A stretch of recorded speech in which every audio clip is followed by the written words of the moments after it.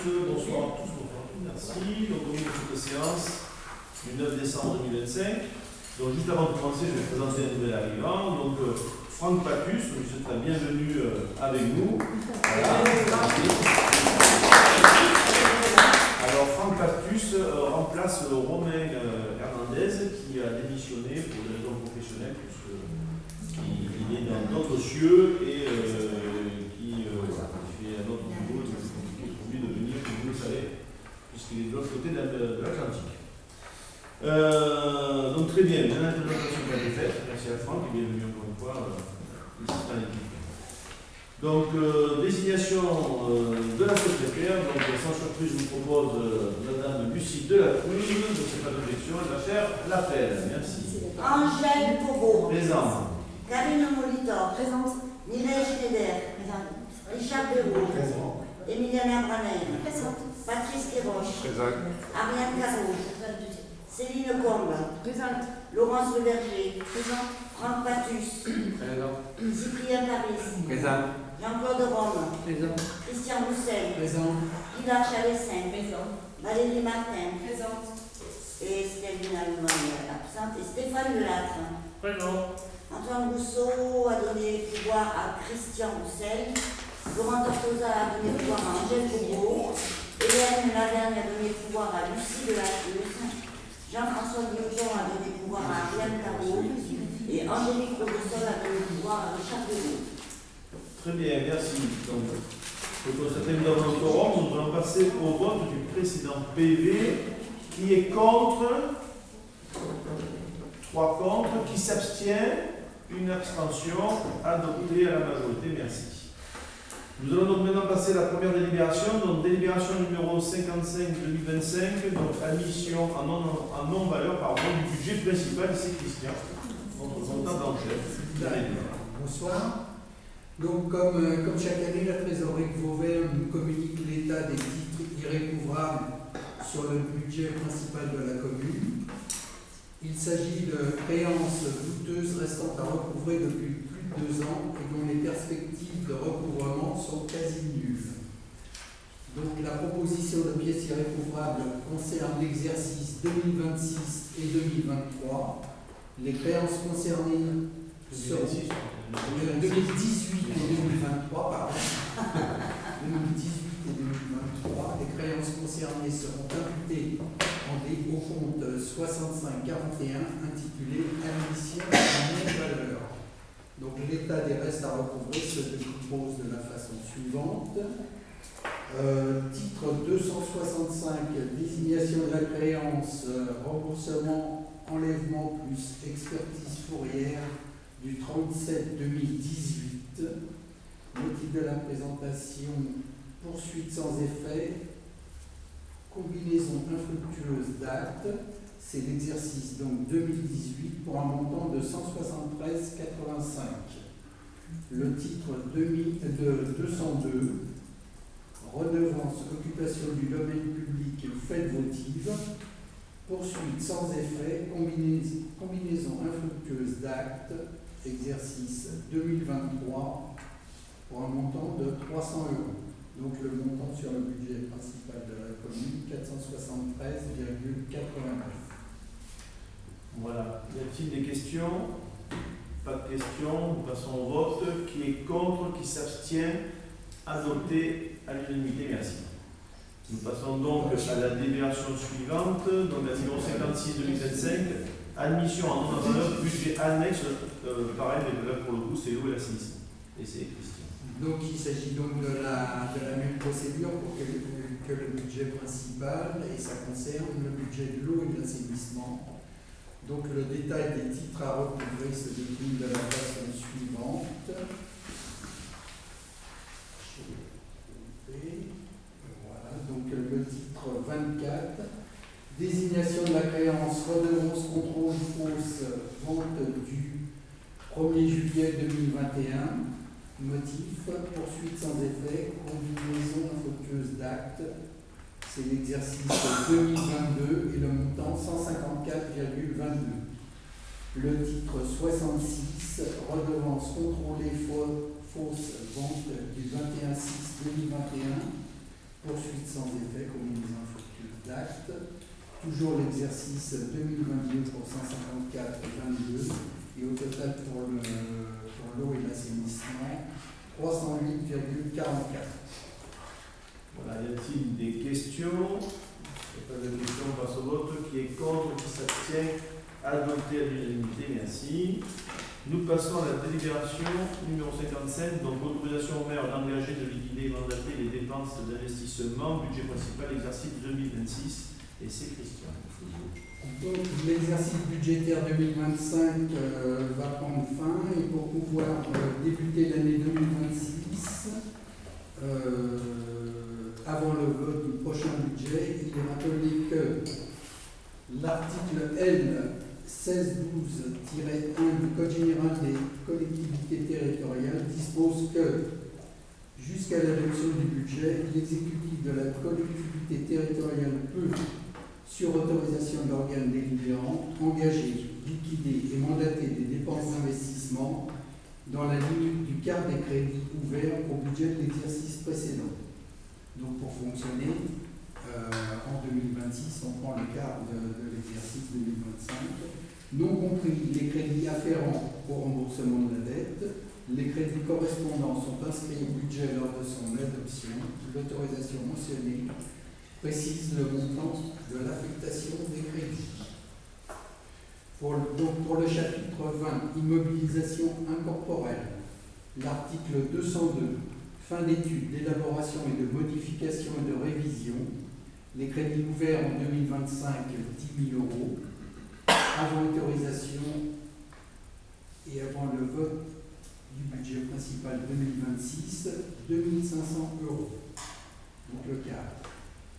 À l'article 2031, frais d'études, 6 000, donc le quart, 1 500.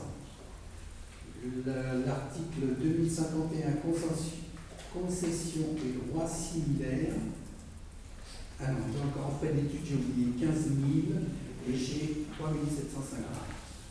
Sur les concessions et droits similaires, crédit ouvert 2025, 24 000, pour 2026, 6 000.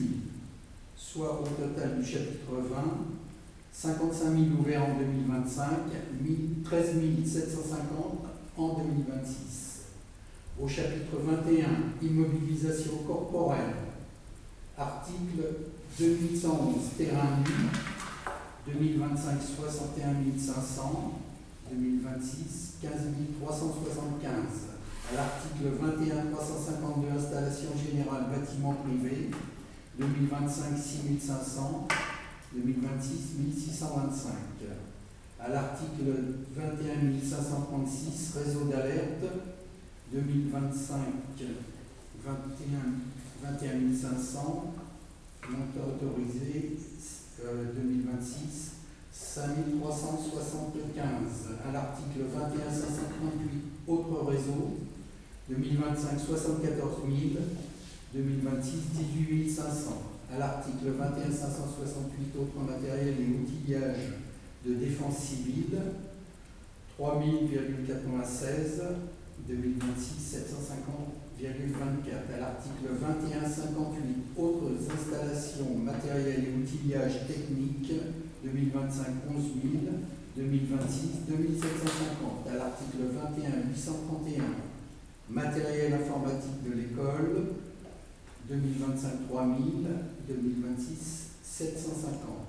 À l'article 21 838, autres matériels de bureau et matériel informatique, 2025, 3 000, 2026, 750. À l'article 21 841, matériel de bureau et matériel et immobilier école, 2000, 2026, 500. 21 841, matériel de bureau, non, ça je l'ai fait, 21 848, autres mobilier, 4 000, 2026, 1000.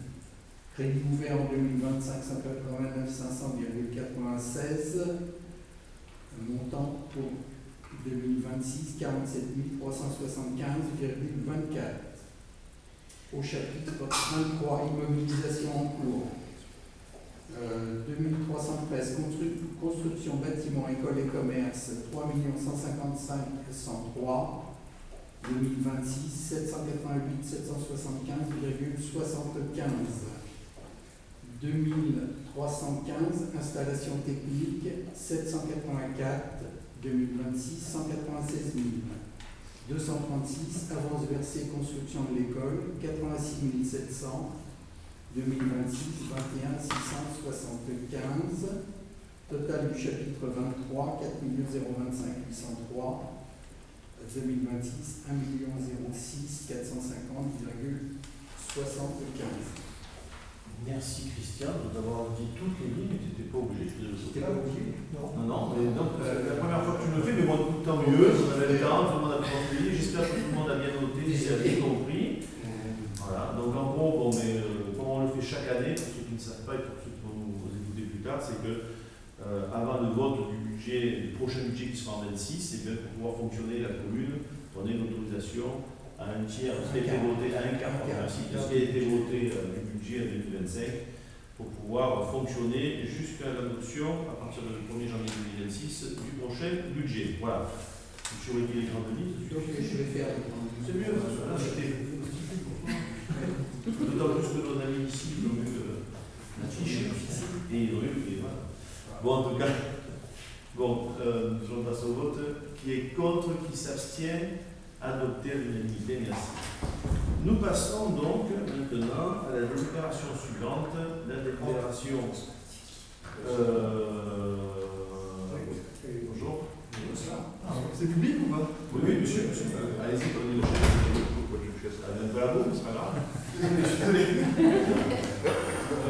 On a cette beaucoup de choses, n'hésitez pas. Alors, délibération numéro 58-2025. Donc, autorisation gouvernementale de liquider, de mandater les dépenses d'investissement. Là, pour le coup, c'est pour le budget d'assainissement de l'exercice 26. Donc, c'est la même chose, mais pour l'assainissement et l'eau. Voilà. Allez, là, je vais vous faire court. C'est la même délibération donc, pour l'eau et l'assainissement. Donc, au chapitre 20, dépenses d'investissement, total du chapitre 20, 20 000. Donc, pour 2026, 5 000. 21, immobilisation corporelle, total du chapitre 21, 337 232,44, 2026, 84 308,11. Et enfin, au chapitre 23, total du chapitre 23, 2025, 316 683,15, pour 2026, 79 170,79. très bien, merci. Bravo, Christian. Donc, nous passons au vote, il n'y a pas de question. Donc, qui est contre, qui s'abstient, adopté à l'unanimité, merci. Nous passons à la délibération suivante, la numéro 59-2025, adoption du règlement intérieur de la zone du plus, et c'est Richard. Bonsoir à tous. En vue de favoriser le renouvellement et le développement du tissu commercial de son centre, la commune d'Aubé a créé au cœur du village une zone commerçante, 6 places du Cluse, à proximité immédiate du centre, afin de diversifier le tissu économique local, attirer une nouvelle clientèle et répondre aux besoins de la population. L'ensemble immobilier composant cette zone sera mis à disposition des commerçants par le biais de baux commerciaux et d'une autorisation d'occupation temporaire AOT, et se fera dans un intérêt de bonne gestion d'ensemble. La bonne marche et la réussite de cet espace commercial dépendent de respect par les preneurs des baux commerciaux d'un certain nombre de prescriptions et d'obligations destinées à promouvoir un fonctionnement harmonieux de l'intérêt public et des commerçants. La rédaction d'un règlement vise donc à fixer les règles d'utilisation, de fonctionnement et d'entretien des locaux commerciaux, ainsi que des parties communes de la zone commerciale du Cluse. Voilà, donc on vous demande d'approuver le règlement intérieur de la zone du Cluse et d'autoriser M. le maire à signer le dit règlement intérieur ainsi que tout document relatif à la présente délibération. Alors, en règlement intérieur, juste un complément de Crédit Richard. Donc, vous l'avez eu, donc il y a des éléments qui prendre des questions, c'est des questions, mais enfin, en tout cas, ça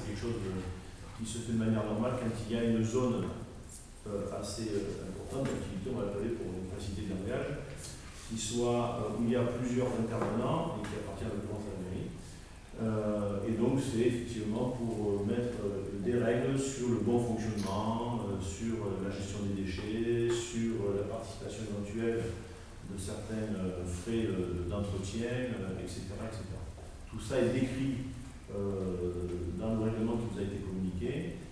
Ça a été travaillé par nos équipes ici, d'élus de fonctionnaires, et ça a été envoyé donc à l'occurrence à l'entreprise, au gérant du et du coup, puisqu'aujourd'hui on est à ce là, souhaitait absolument à le regarder avant, parce qu'ils ont l'habitude de ce genre de règlement, ils voulaient voir si ça correspondait un petit peu à ce qui existe déjà et qu'ils ne soient pas trop, je veux dire, contraints de faire des choses que ne souhaitaient pas. En tout cas, tout a été validé, c'est pour ça que nous le validons aujourd'hui. En tout cas, c'est le genre de règlement qui pourra évoluer, évidemment, comme tous les règlements. S'il y a besoin d'évoluer dans le futur, pour X raisons, et donc on pourra faire un avenant dans ce règlement. Alors, je vais prendre des questions s'il y en a. Oui, sur les places de parking réservées au commerce, il y en aura combien par rapport aux autres places? Combien de places resteront libres pour Alors, il n'y a aucune place réservée au commerce. Il n'y a pas? Il y a juste l'emplacement des caddies, c'est tout. Mais il n'y a pas de place réservée au commerce. Donc les gens se gareront et ils iront au commerce, ils iront au commerce. Il n'y a pas de place réservée au commerce. Les places de parking appartiennent à la commune, ils en disposent évidemment, et il n'est pas prévu de place réservée au commerce. Après, les gens géreront normalement dans tout lieu, je veux dire, public. Voilà. Il y a d'autres questions? S'il n'y a pas de questions, nous passons donc au vote, si vous voulez bien. Donc, qui est contre? Qui s'abstient? Donc, 3 abstentions. Adopté la majorité. Merci. Nous passons donc à la délibération suivante, la numéro 60-2025. Autorisation au maire de signer non. Oui, c'est ça. Je ne suis pas trompé, d'accord. De signer un acte notarié pour l'acquisition de la parcelle numéro 331, 332, 333. Ça, c'était en A, en B, la numéro 55, toujours en B, la 102. C'est Richard qui va nous expliquer tout ça. Merci. Voilà. Monsieur Bernard Foss, Madame Jacqueline Chavazu et Madame Julien Michel sont propriétaires à l'indivision des parcelles suivantes. La A331 au compte de 990 m², elle est en zone NEBC sur le PLU. La A332 du pont toujours pour 20 m², toujours située en NEBC. La A333 toutes les pontes pour 400 m² en N, classée en NEBC. La B55 Garrigue de la Roque pour une surface de 1732 m², classée également en NEBC. Et la B102 Garrigue de la Roque pour une surface de 1262 m² et classée aussi en NEBC. Ces parcelles se situent en zone NEBC du plan local d'urbanisme et jouxtant d'autres parcelles communales. Il est intéressant à ce titre de les acquérir afin d'accroître la réserve foncière communale et préserver ainsi le territoire de la commune de B. Signé à date du 21 août 2025, la commune a proposé d'acquérir ces parcelles au prix de 2 € le m², soit un total de 8 808 €. Par commune en date du 5 octobre 2025, reçu en mairie le 13 octobre 2025, M. Bernard Foss, Mme Jacqueline Chavazu et Mme Julien Michel ont accepté la proposition. Monsieur le maire demande donc au conseil municipal de l'autoriser à signer une promesse unilatérale de vente et un acte authentique de vente pour l'acquisition des parcelles cadastrées section A 331, A 332, A 333 et les B55 et B102 au prix de 2 € le m², soit 8 808 €. Très bien, merci. Y a-t-il des questions pour ces acquisitions? S'il n'y a pas de questions, on passe au vote. Qui est contre? Qui s'abstient? Adopté à l'unanimité. Nous passons donc à la délibération numéro 61-2025, autorisation au maire de désigner un acte notarié pour l'acquisition de parcelles, donc là pareil sur la A128, la A1740, la A1750 et la B1522. Et c'est le jour. Alors, monsieur le maire expose au conseil municipal que monsieur Bernard Fausse et madame Jacqueline Chermazu sont propriétaires en acquisition des parcelles suivantes. La A128, près du bois dormant, de 3720 m². Elle est en zone PLU en NPDC. La A1747, La Gardie, une contenance de 1250 m², est située en zone NEPC. La A1750, située à La Gardie, superficie de 1310 m², située en NEPC. Et la B1522, lieu d'Ipin, pour une surface de 852 m² en zone A. Ces parcelles se situent en zone M, EBC et A du plan local d'urbanisme et jouxtant d'autres parcelles communales. Il est intéressant à ce titre de les acquérir afin d'accroître la réserve foncière communale et préserver ainsi le territoire de la commune de B. Par courrier en date du 5 octobre 2025, la division Fosse Chabus-Dassu propose ces parcelles au prix de 1 € le mètre carré, soit un total de 7132 m². 7132 €. Monsieur le maire demande donc au conseil municipal de l'autoriser à signer une promesse unilatérale de vente et un acte authentique de vente pour l'acquisition des parcelles cadastrées section A 128, A 1747, A 1750 et B 1522 au prix de 1 € le mètre carré, soit un montant de 7132 €. Donc juste un complément, puisque je pense qu'il y a des personnes qui se disent pourquoi on en achète à 2 € et celle-ci à 1 €. Tout simplement parce que quand ils sont venus nous voir, ce sont des personnes qui ont ça, ils voulaient s'en débarrasser. Celles à 2 €, c'était des parcelles qui nous intéressaient parce qu'elles boostaient, comme c'était dit, dans la délibération, d'autres parcelles communales qui nous intéressaient, etc. Celles-ci n'étaient pas forcément intéressantes pour la commune. Ceci dit, comme ils voulaient absolument s'en débarrasser, ils nous ont dit on vous les laisse à 1 €. Donc, c'est ce qu'on vous propose ce soir, d'acquérir 1 € parce que c'est toujours du foncier supplémentaire, même si ce n'était pas forcément la vision qu'on avait par rapport aux autres parcelles qu'on avait. Voilà. Y a-t-il des questions? Pas de questions, de façon au vote. Les comptes qui s'abstiennent, adoptés à l'unanimité. Merci. Nous passons maintenant à la délibération numéro 62-2025 dans l'acceptation d'une donation immobilière sous condition. Et c'est Richard. Monsieur le maire informe l'Assemblée du projet de donation de Madame Sauvant, Monique, demeurant au 198 chemin de la maisonnette de Danton, Angers, au profit de la commune, d'une parcelle de terrain cadastrée section B, numéro 2117, d'une superficie de 4638 m², sise Plaine de la Roque, AOB, située en zone NEPC et A du PLU. La donatrice souhaiterait que ce don se fasse à la condition que la commune accorde une prolongation de 50 années supplémentaires de sa concession funéraire dont elle dispose dans le cimetière de la commune depuis le 12 septembre 2022, soit une prolongation jusqu'au 12 septembre 2122. L'acquisition gratuite de cette parcelle permettrait par ailleurs à la commune de préserver l'espace naturel et de renforcer la protection environnementale du secteur. Très bien. Y a-t-il des questions? Oui. On a un coût, pas une concession de 50 ans, combien ça coûte?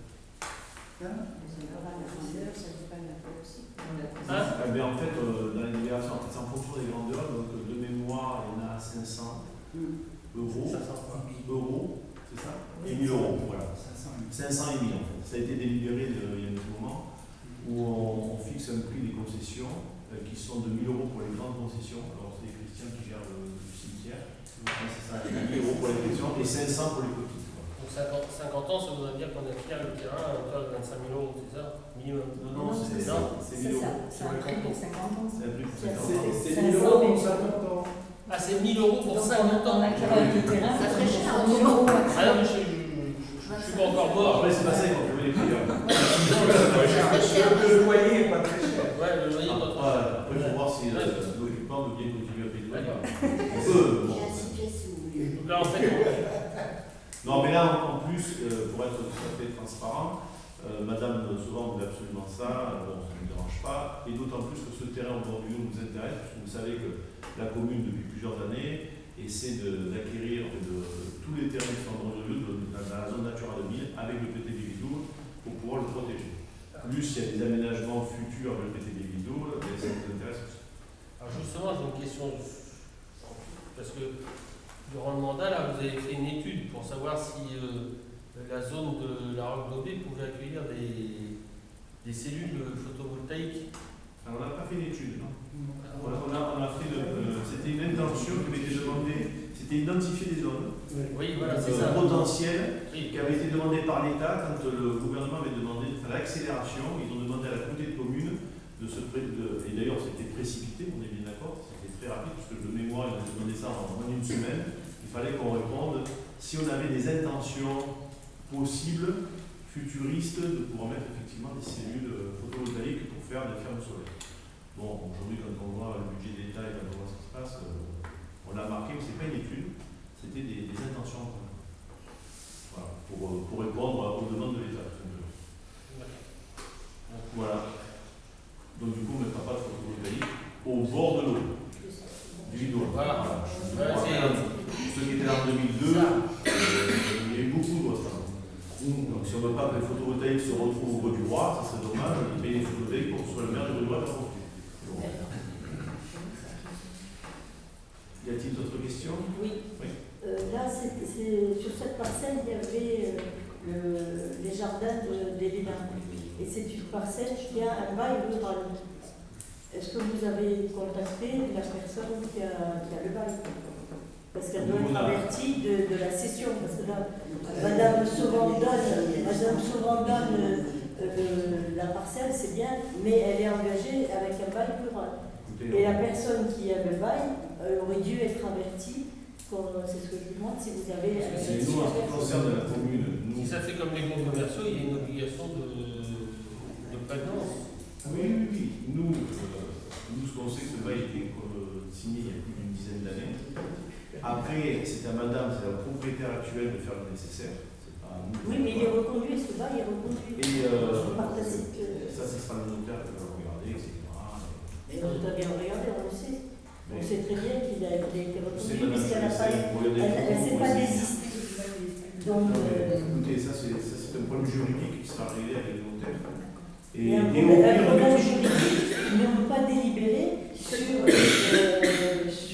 ce manque de transparence là-dessus.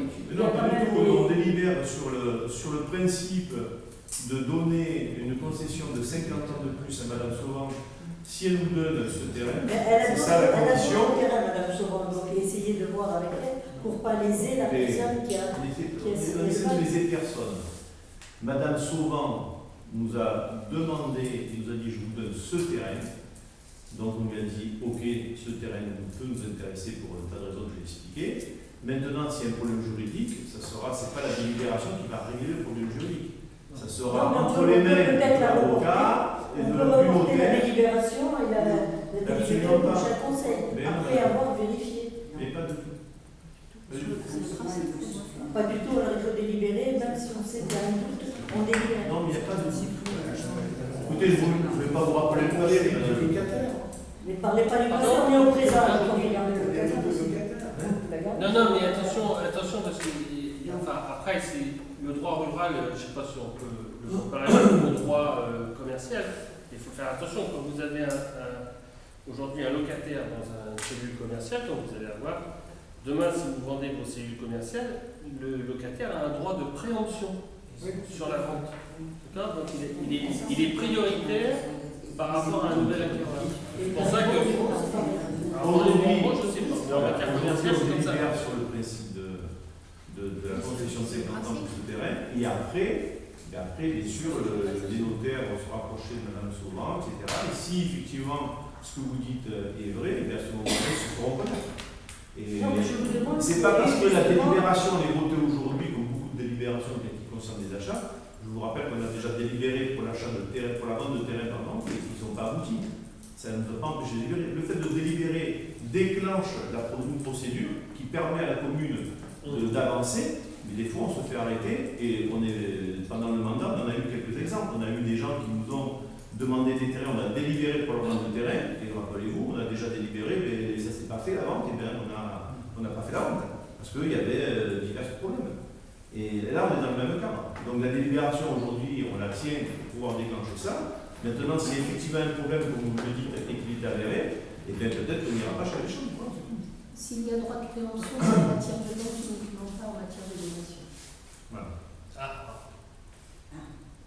Mais elle aurait dû être avertie, certainement. Elle sera avertie, mais il n'y a pas besoin de l'avertir en amont, puisqu'elle n'a aucun droit de préemption en matière de donation.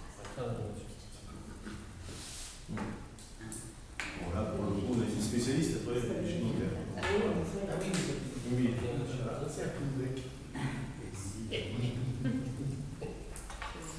Très bien. Y a-t-il d'autres questions? Est-ce que vous avez déjà la réponse?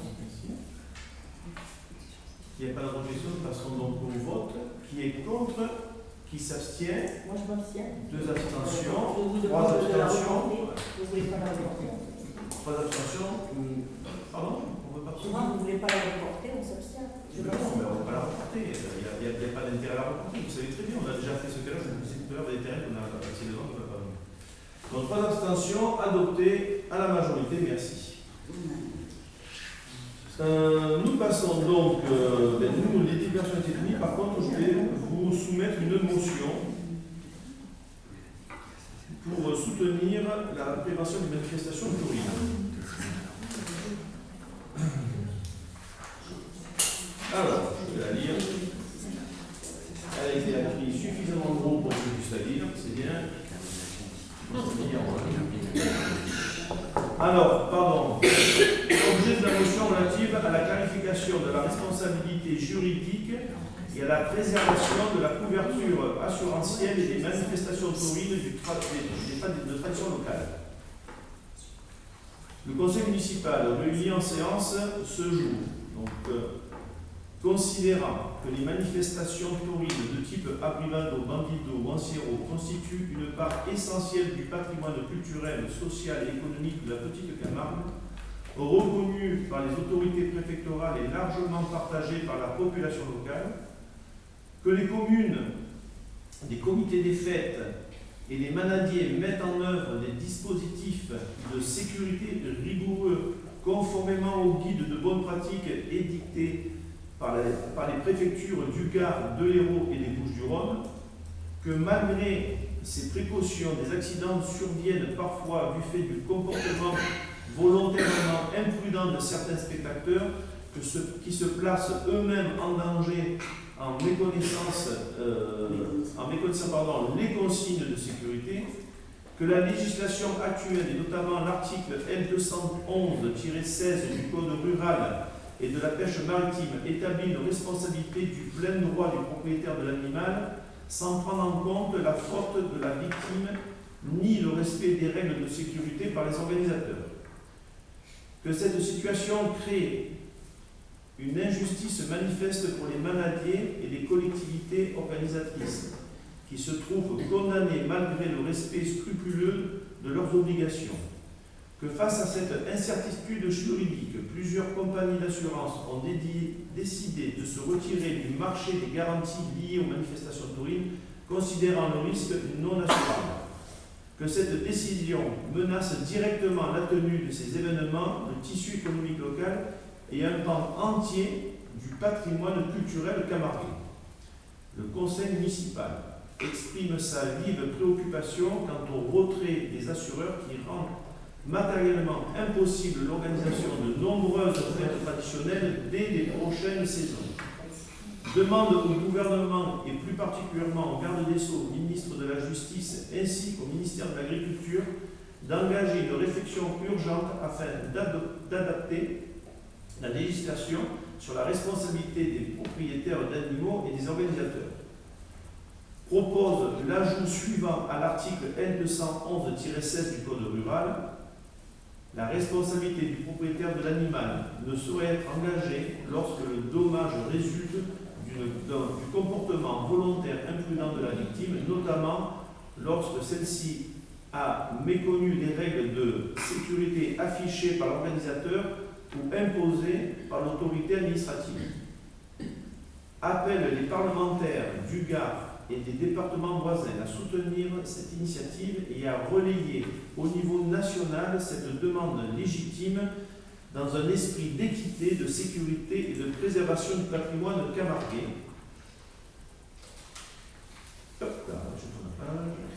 Mandate le président de la communauté de communes pour transmettre la présente motion au ministère concerné, au préfet du Gard, de l'Hérault et des Bouches-du-Rhône, ainsi qu'aux associations représentatives des manadiers et aux fédérations de tradition taurine.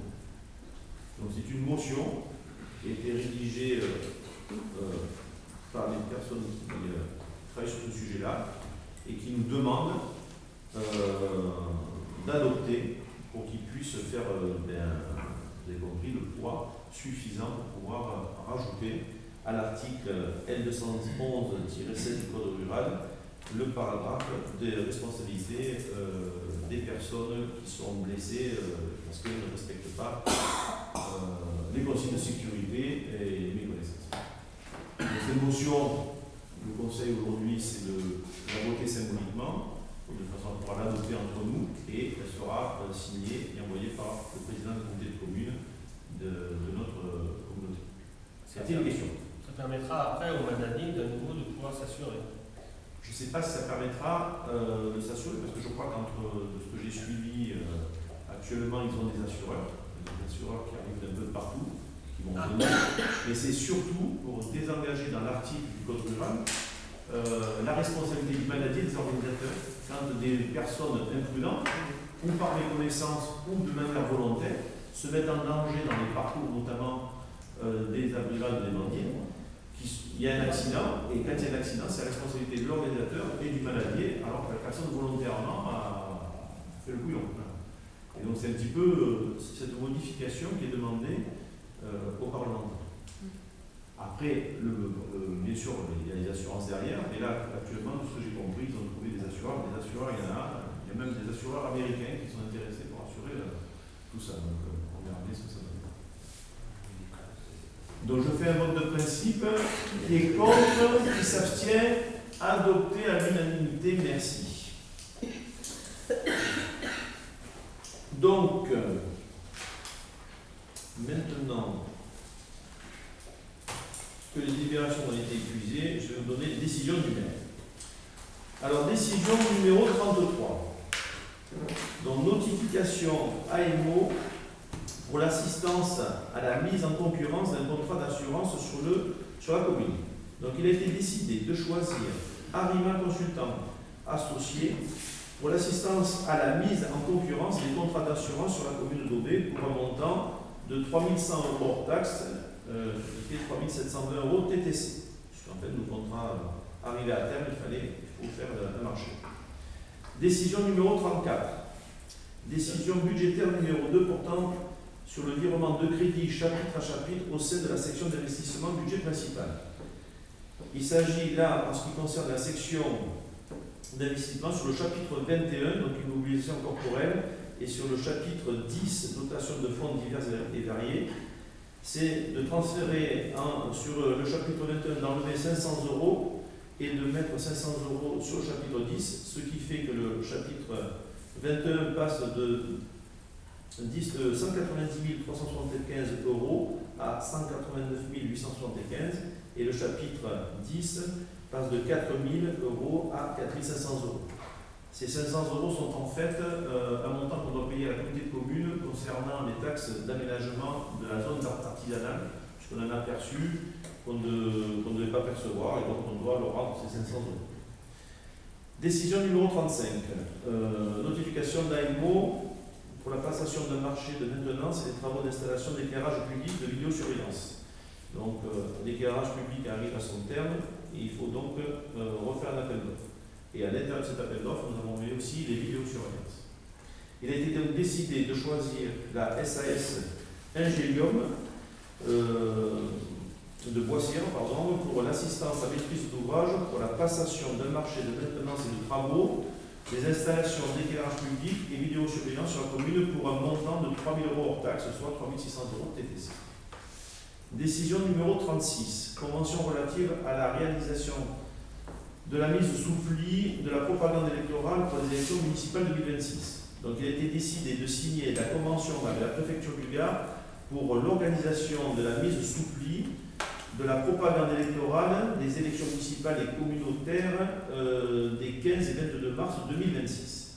Donc il a été décidé de dire que la dotation allouée à la commune pour cette opération est arrêtée par tour de scrutin à l'issue du second tour en fonction des tarifs définis dans la convention, soit les 6 premières listes de candidats, je vais y arriver, à 26 centimes € par électeur. Décision numéro 37, convention d'assistance juridique. Il a été donc décidé d'établir une convention d'assistance juridique entre la commune d'Aubé et le cabinet Hortus Avocat, représenté par Maître Merlan, avocat au barreau de Montpellier, pour une mission d'assistance et de conseil juridique et de rédaction d'actes. Donc en fait, on a une convention avec ce cabinet qui est une convention annuelle et on la prolonge chaque année pour l'instant. Décision numéro 38. Elle est de quel montant? On a pris un montant fixe avec eux. En fait, c'est à la mission, tout simplement. Donc ils nous refacturent la mission. Il n'y a pas une partie forfaitaire? Non, on a des forfaits, non, on n'a pas fait de forfait avec eux. Voilà. Il n'y a plus ce genre de choses. En fait, la plupart le font. Effectivement, il y avait un forfait annuel, mais après, on s'est aperçu que par moment on était perdant, par moment c'était eux qui étaient perdants. En tout cas, on est parti sur la mission. On fait déjà ça depuis un an. L'année dernière, on faisait ça aussi. Numéro 38, donc décision numéro 38, marché de travaux de construction de la nouvelle école des commerces dans le village, on ne place plus. Donc c'est en ce qui concerne le lot numéro 9, peinture sol souple. Donc il a été décidé de choisir l'entreprise MPR de Mus pour la réalisation de travaux de construction d'une nouvelle école des commerces dans le centre du village, comme vous le savez tous depuis le début. Donc ce lot numéro 9 souple pour un montant de 128 732,90 hors taxe, soit 154 478 000,28 TTC. Peinture et sol souple. Peinture et sol souple. Décision numéro 39. Donc, marché de travaux de construction d'une école, toujours pareil, des commerces. Donc là, on est sur le lot numéro 8, le revêtement de sol et des murs. Donc, il a été décidé. Oui, le sol dur. Les sols durs, sol dur. Il a été décidé de choisir l'entreprise MCS Carrelage. Donc, pour la réalisation de travaux de construction pour la nouvelle école des commerces dans le centre du village sur la commune d'Aubé. Donc, ce lot 8.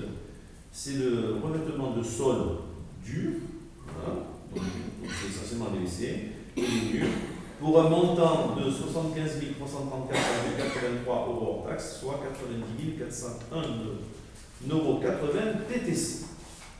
Voilà ce qui concerne les décisions. Et maintenant, je vais vous donner des infos. Donc, les infos, c'est donc le retour sur la commémoration du 11 novembre. Comme d'habitude, c'était bien passé. Je n'ai pas là, mais c'est vrai que les enfants, c'est une belle commémoration, comme chaque fois. Je remercie d'ailleurs les fonctionnaires et les élus qui sont en charge de la préparation, notamment Marianne, qui s'occupe des barrières, de la sono, des feuilles et des arbres qui tombent et tout ça. Et du micro, le fameux micro qui descend. Donc, le marché de Noël organisé par la commune du 15 et du 16 novembre, s'est bien déroulé aussi. Retour sur l'accueil, nous avons fait l'accueil des nouveaux arrivants le 28 novembre. Donc, nous avons de nouveaux administrés, on est très contents de les accueillir.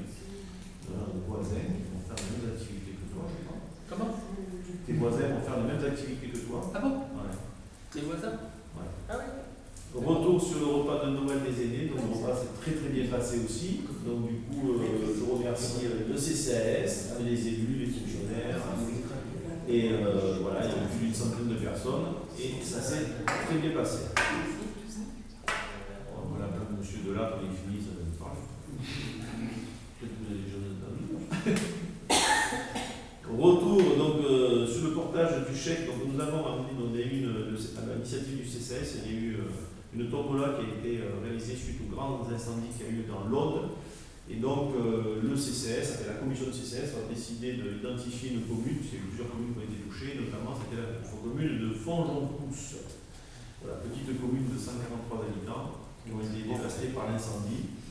Et donc le CCS a mis un complément, a voté un complément pour compléter la somme qu'il y a eu avec la tombola. C'était une somme de 1 500 €. Et nous avons été donc avec Lucie qui est à ma droite et une fonctionnaire, donc Gisèle, qui s'occupe du CCS, amener ce chèque vendredi dernier. Voilà. Et bon, voilà, ils étaient très touchés par ça, d'autant plus que c'est la seule commune à avoir fait un geste, ils ont énormément apprécié. On a pu voir les dégâts, donc bien sûr on a vécu ça ici, mais alors j'allais même jusque dans notre cimetière, les murs se sont effondrés du cimetière, ils ont pas mal de travaux à faire. Et le feu était à l'intérieur du village, c'est-à-dire qu'il y avait des arbres qui ont brûlé avec les bélugues qui arrivaient, ils avaient des cyprès à l'intérieur du village, et dans la place, il y avait un arbre, d'un coup, il avait pris feu, c'était assez catastrophique. Ils ont quand même été obligés d'évacuer la totalité de la population. Et le maire nous a raconté qu'il s'est retrouvé seul avec deux administrés attendant les pompiers, avec toute la population évacuée dans le village, en train d'essayer au mieux qu'ils pouvaient de sauver les maisons. En tout cas, ils ont fait un bon boulot, puisque finalement, dans ce malheur-là, il n'y a eu que 2 maisons qui ont été détruites, il aurait pu y avoir la totalité du village. Voilà, donc du coup, il nous a remerciés, et à son nom, il remercie l'ensemble des Obésiennes et des Obésiennes qui ont participé, et puis bien sûr le conseil municipal. Et il viendra au B. Et il viendra au B. On a invité à venir, il viendra au B, de nous faire un petit coucou, ne serait-ce que pour faire bon. Donc, juste pour information, je vous donne aussi, parce que c'est important, en ce qui concerne le réseau fibre, donc le réseau cuivre va être arrêté en fin janvier. Donc, pour celles et ceux, c'est pas mal d'informations qui sont toujours sur le réseau téléphonique cuivre, il faut qu'ils passent à la fibre. Alors, je crois qu'il y en a encore quelques-uns, je ne sais pas exactement combien, mais il y a quelques personnes encore qui sont encore sur le réseau Et cuivre. surtout les personnes qui ont les téléassistances. Voilà. Les téléassistants pour les personnes âgées, pour la téléassistance, c'est très important. Il faut qu'ils passent assez rapidement. S'ils ont des soucis, ils se rapprochent de la mairie et on essaiera de les aider, comme on le fait habituellement. Voilà, je clôture la séance. Merci à toutes et merci à tous pour être venus à ce conseil. Bonne soirée.